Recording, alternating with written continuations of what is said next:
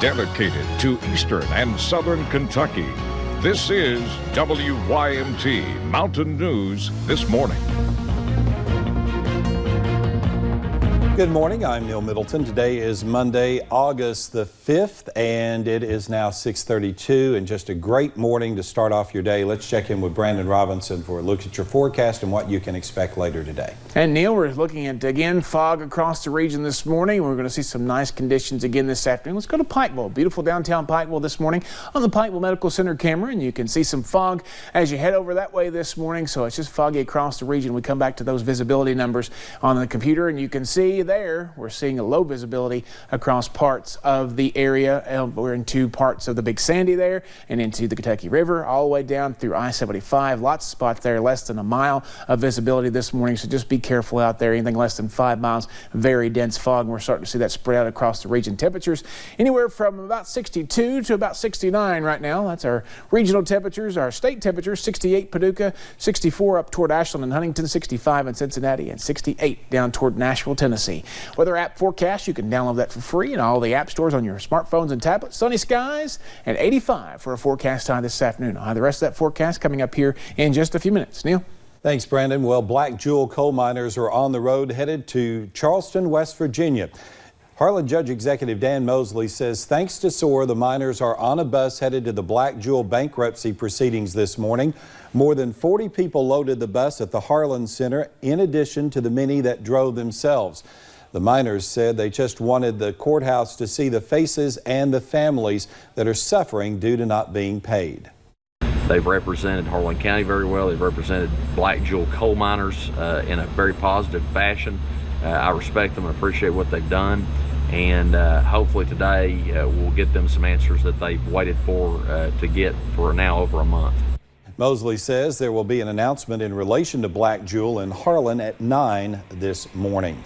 Governor Matt Bevin made his first trip to the Black Jewel protest site near Cumberland Saturday night. Here is a video from his appearance. Governor Bevin was quickly surrounded by miners and their families. They gave him one of the shirts that was made for them. The governor voiced his support for the miners, saying everything they have done this week says a lot about the caliber of the people in the community. I just wanted to tell you how much I personally respect and appreciate what you're doing, but frankly, how much Kentucky does. Because what you have done is represent us with pride, you've represented us with class, you've represented us with dignity. What you're asking for is justice. The governor also led the group in prayer. Some local music groups also performed Saturday night to help raise the spirits of those who have been camped out there all week. Well, it's here, the start of the fall political season, and once again, thousands took part in the tradition of kicking it all off at a huge picnic in a little western Kentucky town. WKYT's Phil Pendleton was at Fancy Farm for the annual picnic and political event. I want to welcome all of you. A packed pavilion of people clearly divided on who they support. Nuts. Bevin, he calls teachers thugs. He accuses them of things that are absolutely ridiculous. And Governor Bevin and Senator McConnell have fought for coal miners, have fought for farmers. A crowd of 10,000 took in the old-fashioned stump speaking, one half cheering, the other half heckling. Governor Matt Bevin was quick to criticize Andy Beshear over abortion funding. This is another fundraiser that was held this week. It was held by and for Andy Beshear. It was hosted by the guy that owns the only abortion clinic left in Kentucky. Bevin touted his record on unemployment, job creation, and passing a pension bill. Beshear says the race comes down to 4 issues of pensions, public education, jobs, and health care. Called out Bevin for how he treats teachers. And Matt Bevin is the single greatest threat to public education we have ever seen. Matt Bevin thinks our teachers are ignorant thugs. And while there was a lot of attention on the governor's race in addition to the statewide races, there was also a little bit of a preview of next year's U.S. Senate race.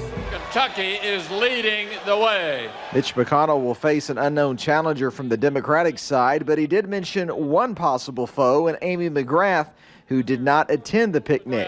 She sends her regrets. She's still working up an answer on Brett Kavanaugh with her friends at MSNBC. Michael Borer of Lincoln County didn't speak, but did work the crowd and wants a shot at challenging the longtime senator. So yeah, I think about Mitch a lot and what he's not done for Kentucky. Not brought social justice and not brought economic justice here. It was a crowd clearly divided on who they support, but in nearly unanimous agreement on one thing. The food, number one. The food is awesome. Go up there and eat, and it's just, the barbecue is super. The people go all out and cook the best vegetables you've ever had in your life. Which side are you on? At Fancy Farm, Phil Pendleton, WKYT. The annual event started as simply a church picnic 139 years ago and has since drawn into a major fundraiser for the Catholic Church in the Graves County community. Senate Majority Leader Mitch McConnell is recovering at home this morning from a fractured shoulder. McConnell tripped at his home in Louisville on his outside patio and was treated and released. He is now working from home.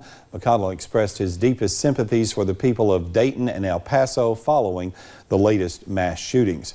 Hong Kong protesters held a slow, peaceful march yesterday. This is the 9th straight weekend of demonstrations in an event that was approved by Hong Kong police.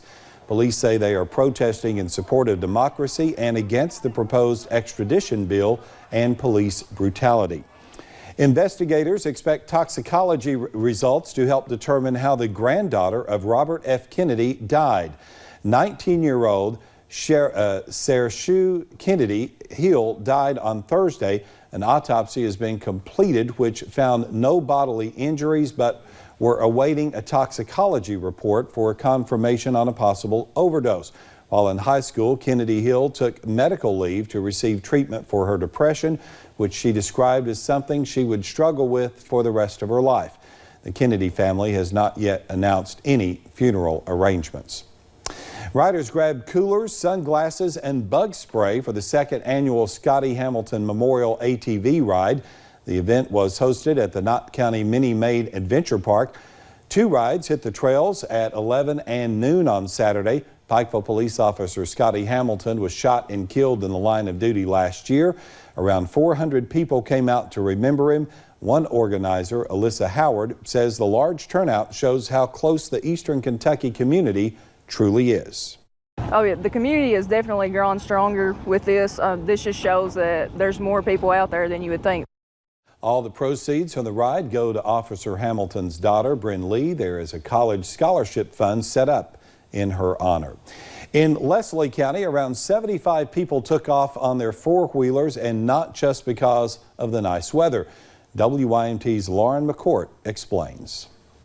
Being diagnosed with cancer is unfortunately too common. 5 years ago, I was living my life and I had no idea. From radiation to chemo, nothing about this battle is easy. It's the scariest time ever in a person's life. But when you have the support from the ones around you, you start to feel a sense of hope. That's what got me through all the chemo and all the radiation and all the no hair. Each year when Clark Myers and his wife Caroline host this ATV ride, the donations go to different organizations. Every year trying to change a little bit and ride for something, bring awareness to some major sickness, disease. And this time all proceeds will be going to the Hope Lodge in Lexington.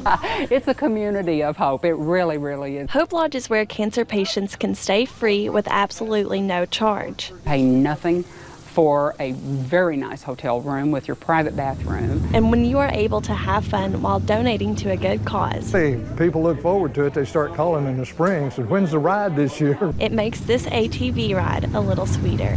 In Leslie County, Lauren McCourt, WYMT Mountain News. This was the 9th year for the ride, and Myers says he is pleased with this year's turnout. Around 4,000 people made their way to the Appalachian Wireless Arena for a super event this weekend. Lasting from 10 until 6 on Saturday, Pikeville's 3rd annual Comic and Toy Convention brought something for all ages. More than 100 vendors set up booths to showcase their work, sell homemade crafts, or even just take photos. Josh Kessler with the arena says they hold events like this to appeal to everyone. We hit audiences that don't usually come and see a concert. So we're trying to appeal to all audiences, and that's what we're doing with this. Panels made up of experienced COS players, writers, and artists shared their knowledge of the trade to audience members. Well-known stars like WWE superstar Sergeant Slaughter signed autographs and took photos. Officials say they are already looking forward to next year's convention. So, Brandon, how about a look at the weather?